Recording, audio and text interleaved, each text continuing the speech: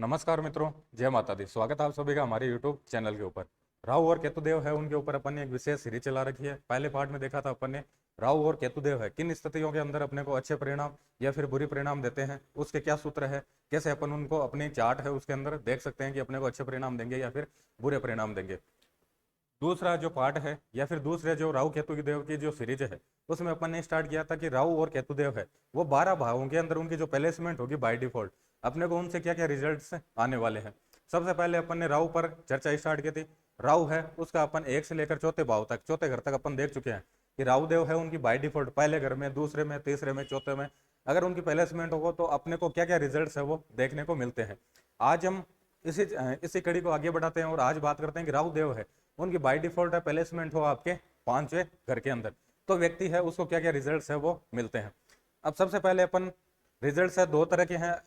और वो कैसे हैं कि पांचों घर है उसमें जो कालपुरुष की कुंडली है उसमें जो बाय डिफॉल्ट राशि आती है वो आती है आपके सिंह राशि, और जो सिंह राशि है वो है आपके सूर्य देव की। अब सूर्य देव के जो राशि है उसमें अगर राहु देव आ जाएंगे तो वो एक तरह से सूर्य देव है उनको ग्रहण लगा देंगे।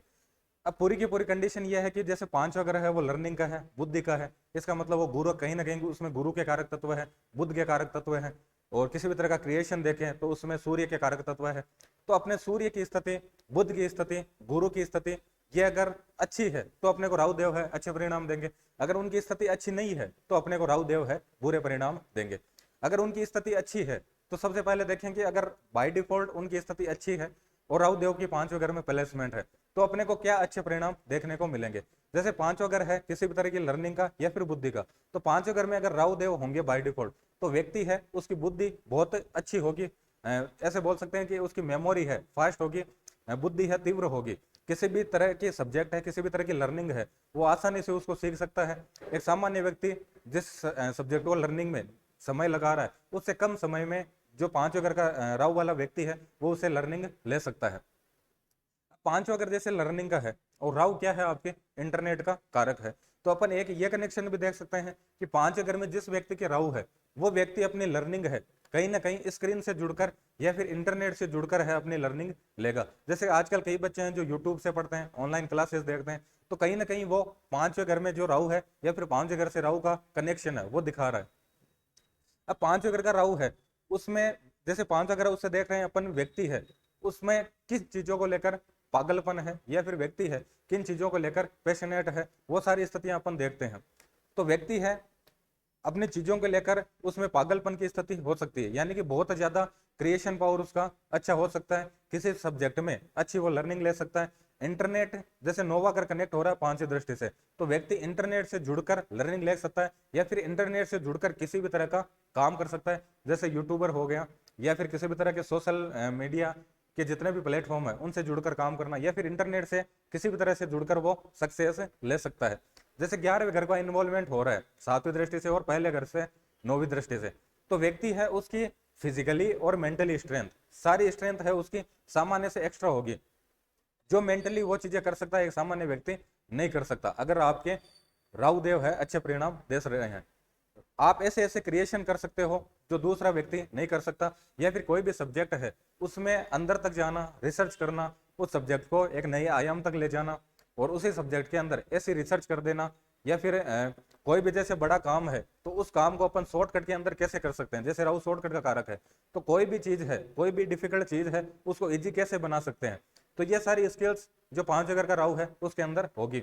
व्यक्ति है इंटरनेट से अपनी क्रिएशन से अपने जो पागलपन है किसी भी चीज को लेकर, किसी भी स्किल को लेकर, उससे अच्छे पैसे कमाएगा और व्यक्ति है उसमें फिजिकली और मेंटली स्ट्रेंथ है वो बहुत ज्यादा होगी। अगर यही राहु है अगर अपने को नेगेटिव रिजल्ट देने पे आ जाए,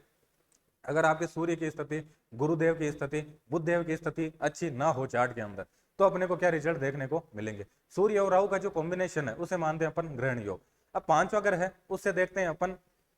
संतान की स्थिति। तो इस कंडीशन में ये होगा कि कोई भी व्यक्ति है जिसकी शादी हो चुकी है और पांचवें घर में राहु देव उसे अच्छे परिणाम नहीं दे रहे, तो व्यक्ति है उसके बच्चे हैं मिसकैरेज होते रहेंगे, बच्चों से रिलेटेड है उसके दिक्कत होती रहेगी, 5-10 साल हो गए लेकिन बच्चा नहीं हो पा रहा है,